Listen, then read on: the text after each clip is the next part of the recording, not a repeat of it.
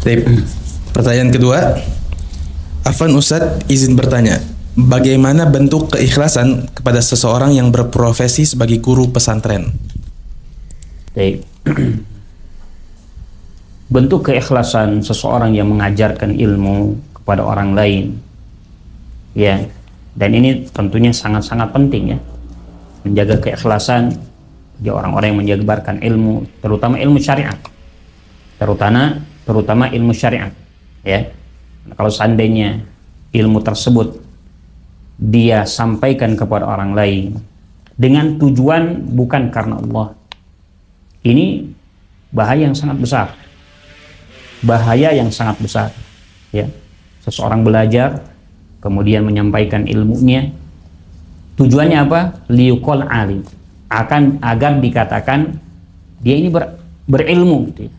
Nah, apa kata Nabi SAW? Awal man tusa'ar bihin nar, awal kali dinyalakan api neraka ini diantaranya 3 golongan, yang salah satunya tadi orang yang belajar, ya, orang yang belajar namun tujuannya agar dikatakan dia adalah seorang alim.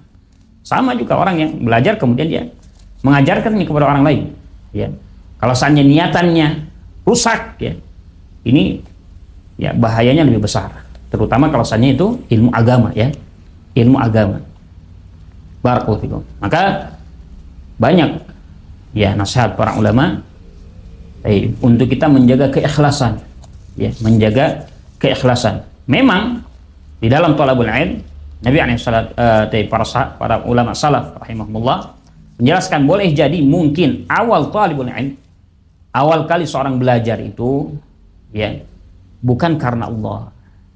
Boleh jadi mungkin karena dia awal kali belajar, ya.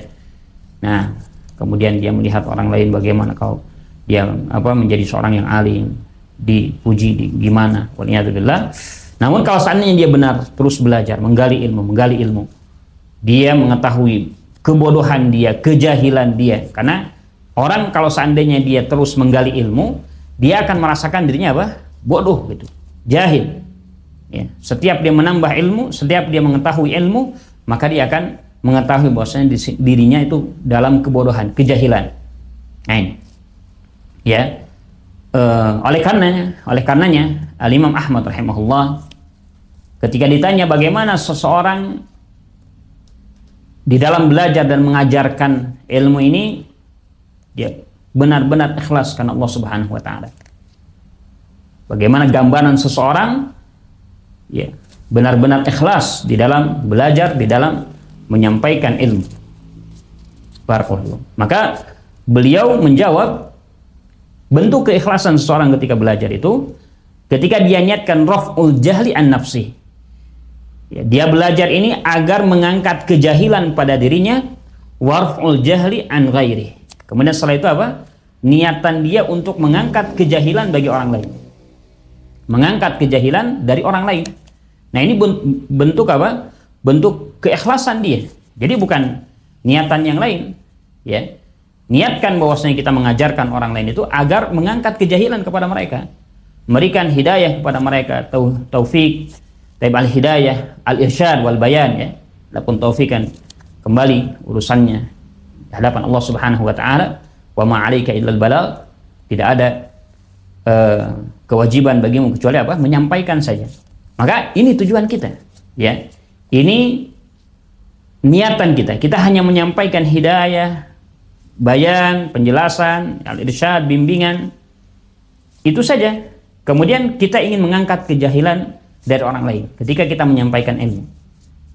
Ketika kita menyampaikan ilmu, ya, berikan hidayah. Oleh karenanya, ya,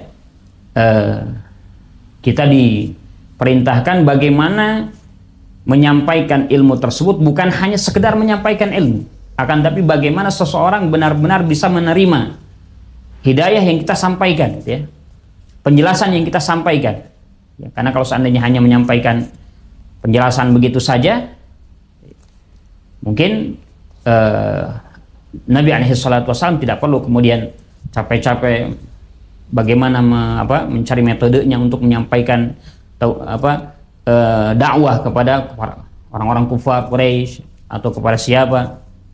Akan tapi dengan uslub, dengan cara yang hal itu bisa mengena kepada mereka. Ya. Contohnya ketika Nabi SAW mengutus siapa? Mu'adz bin Yaman ke negeri Yaman. Ya, maka dikasih tahu dulu ya bahwasannya kamu akan mendatangi ahlul kitab. Awal kali yang kamu akan ajak mereka untuk mengajak beribadah hanya kepada Allah Subhanahu wa taala. Nah, ini tujuannya apa?